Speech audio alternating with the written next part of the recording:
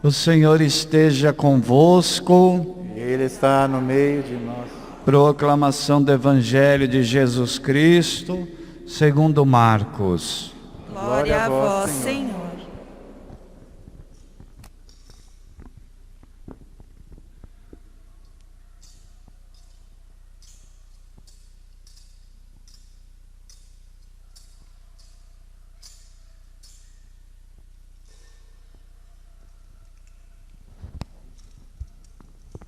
Naquele tempo, Jesus disse à multidão: o reino de Deus é como quando alguém espalha a semente na terra.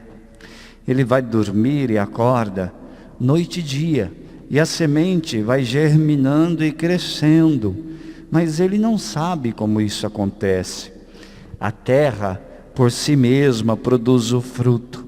Primeiro aparecem as folhas, depois vem a espiga e, por fim, os grãos que enchem a espiga. Quando as espigas estão maduras, o homem mete logo a foice, porque o tempo da colheita chegou. E Jesus continuou: com que mais poderemos comparar o reino de Deus?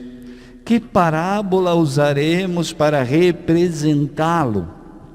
O reino de Deus é como um grão de mostarda, que ao ser semeado na terra, é a menor de todas as sementes da terra. Quando é semeado, cresce e se torna maior do que todas as hortaliças e estende ramos tão grandes que os pássaros do céu podem abrigar-se à sua sombra. Jesus anunciava a palavra usando muitas parábolas como estas, conforme eles podiam entender. E só lhes falava por meio de parábolas, mas quando estava sozinho com os discípulos, explicava tudo. Palavra da salvação. Glória a vós, Senhor. Pode sentar-se. Louvado seja nosso Senhor Jesus Cristo. Para sempre seja louvado. Meus irmãos e minhas irmãs, este evangelho que nós acabamos de ouvir, nós podemos prestar atenção em alguns aspectos importantes. Primeiro, o assunto central deste evangelho é o reino de Deus. A gente sempre gosta de dizer que reino não é um local, não é um lugar, não está situado geograficamente. E por isso nós usamos a expressão o reinado de Deus. Fica mais fácil de entender.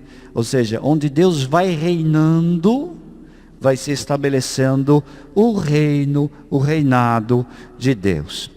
Então Jesus está falando do reinado de Deus. E para falar deste reinado de Deus, Jesus usa neste trecho que a liturgia selecionou, duas parábolas. Essas duas parábolas, elas falam do crescimento do reinado de Deus. A primeira parábola fala do ritmo. Então, como se dá o ritmo deste crescimento, deste reinado de Deus? E Jesus diz que é gradual. E além de ser gradual, é num tempo que não é o nosso tempo. O reinado de Deus vai acontecendo, o reinado de Deus vai crescendo, de acordo com o seu dinamismo. E para falar isso, Jesus fala da semente. Ele fala assim: olha, uma semente, o agricultor joga na terra, mas não depende dele as horas, o tempo da semente germinar. Porque a semente tem o seu próprio dinamismo. O homem pode dormir, acordar, e algo está acontecendo naquela semente que tem o seu dinamismo próprio, que vai fazer com que ela germine e depois nasça e cresça e dê os seus frutos. Então Jesus, em primeiro lugar, fala disso. O reinado de Deus acontece segundo o seu próprio dinamismo, no seu tempo. E a segunda parábola, Jesus fala também do crescimento desta semente, que é o reinado de Deus, mas Jesus fala que existe uma desproporção entre a sementinha que foi lançada na terra e aquilo que ela vai tornar-se no futuro. Jesus fala, olha, o grão de mostarda é a menor de todas as sementes. Ela é jogada na terra como a menor, mas depois ela germina, cresce e toma uma proporção tão grande, mas tão grande, que se torna a maior de todas as hortaliças. Então, da menor das sementes até a maior de todas as hortaliças. Então, ambas as parábolas têm como união, ponto de união, o assunto do crescimento. O crescimento da semente. A semente cresce no seu tempo e chega, preste atenção, chega ao tamanho que a fecundidade permitir. O texto deixa claro que o germinar da semente não depende do esforço humano, mas o homem tem a sua participação. O homem oferece o terreno, tem que ter um terreno. Então o homem oferece o terreno, o homem oferece o trabalho de cultivar a terra, mas a vitalidade está na semente. Pode ser o melhor dos terrenos, mas a vitalidade está na semente. Esta vida da semente, o que é esta vitalidade da semente? É o mistério de Deus. Nós somos o terreno. E a vitalidade da semente é o mistério de Deus. Nesse sentido, podemos entender que a palavra hoje está nos dizendo que Deus age misteriosamente no seu tempo, do seu modo, de acordo com o seu ruar, de acordo com o seu soprar, e faz crescer o seu reinado da mesma maneira, do jeito que Ele conhece e que nós muitas vezes não conhecemos. Na verdade, Deus age para além do nosso esforço humano. Por mais que nos esforçássemos, nós não poderíamos fazer o reino de Deus crescer segundo a nossa medida. O reinado de Deus não crescerá só porque a gente se esforça. Claro que pede de nós um esforço, mas não crescerá só porque a gente se esforça. Por quê? Porque é o Espírito Santo quem age. É Ele quem age em nós, é Ele quem age na igreja, é Ele que age no mundo.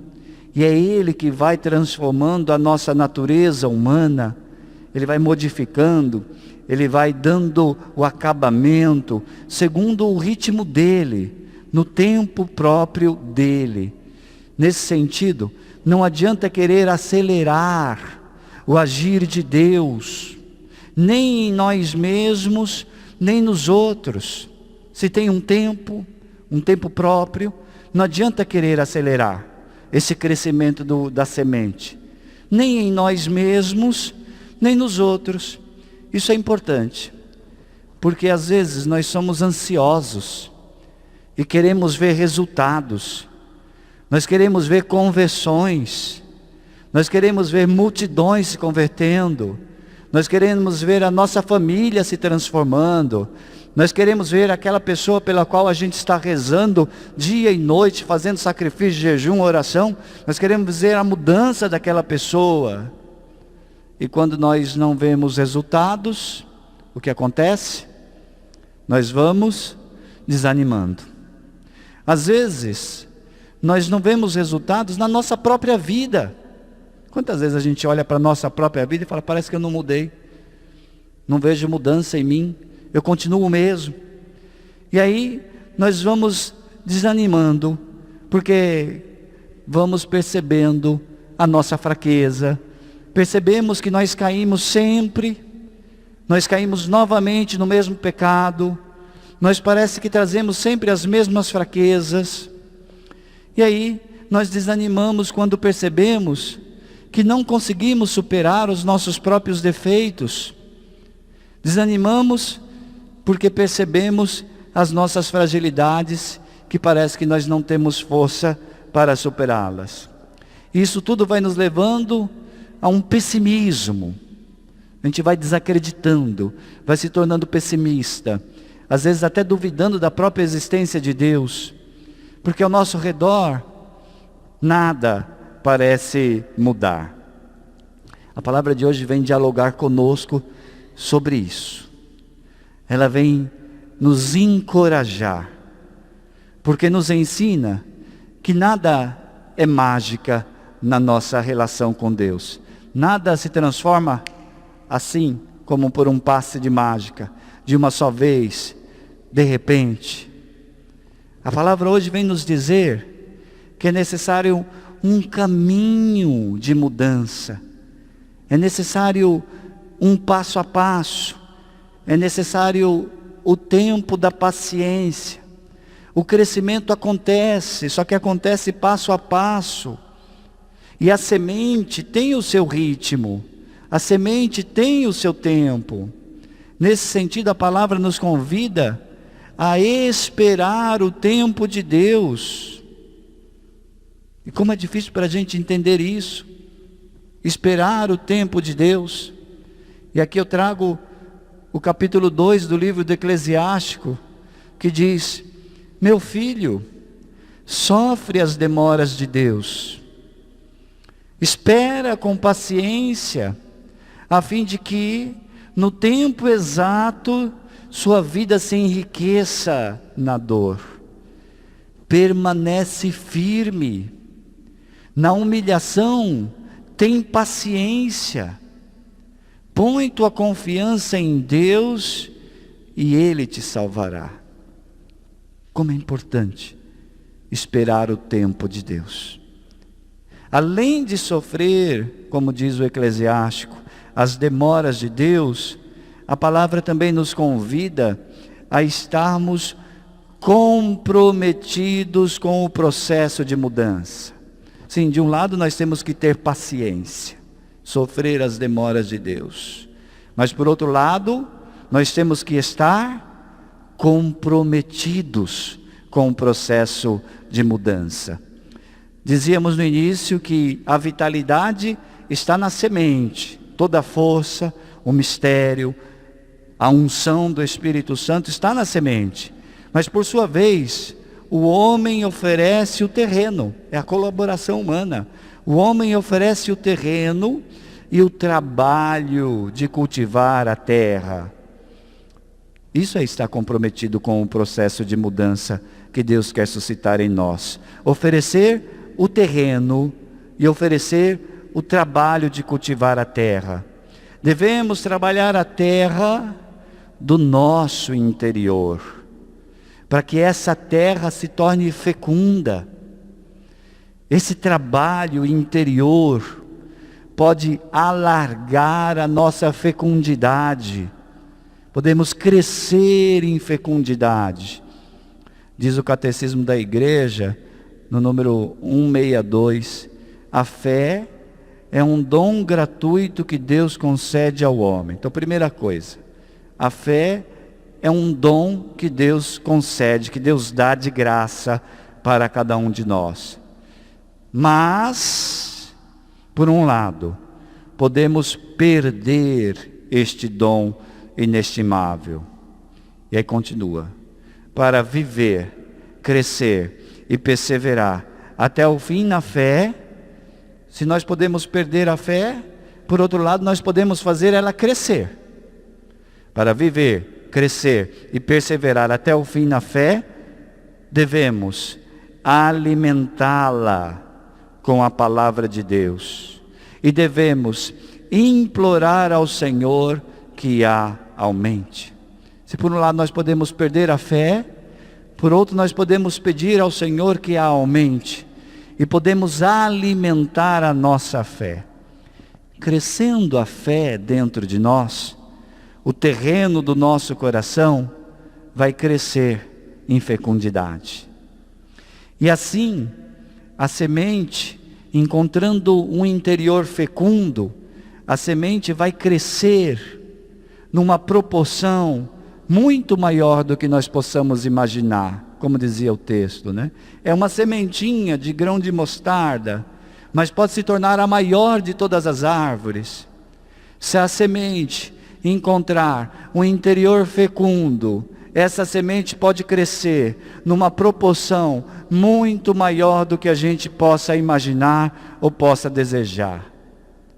Através de um interior fecundo, nós vamos alargando os limites do nosso eu.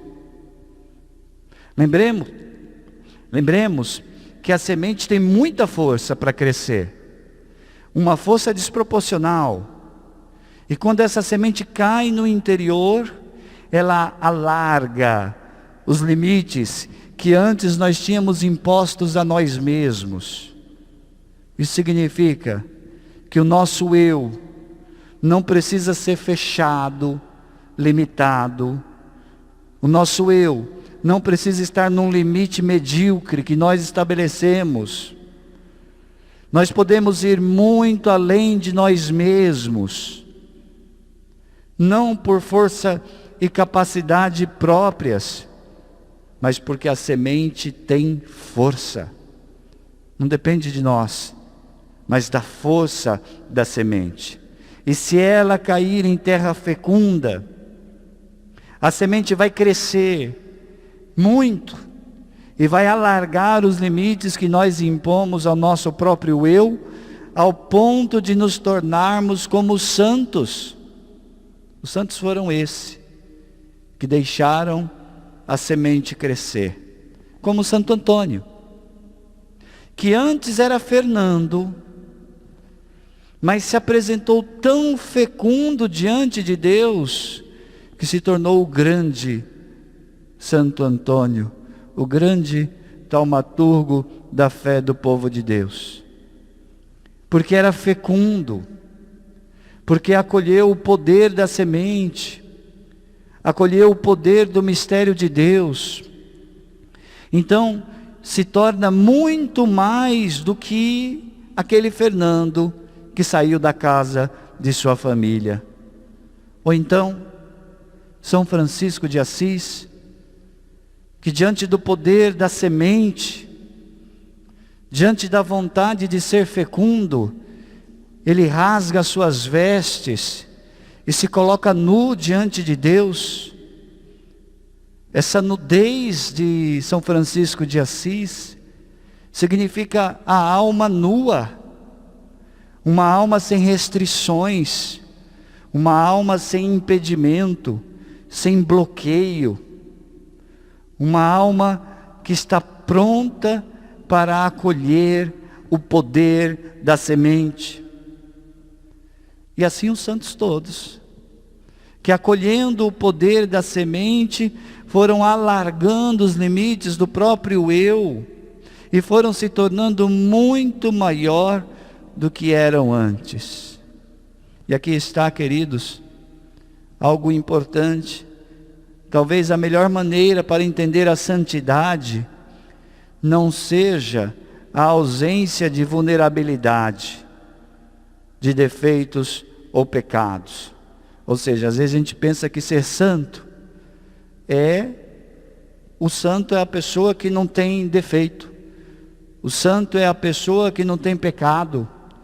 O santo é a pessoa que não tem vulnerabilidade.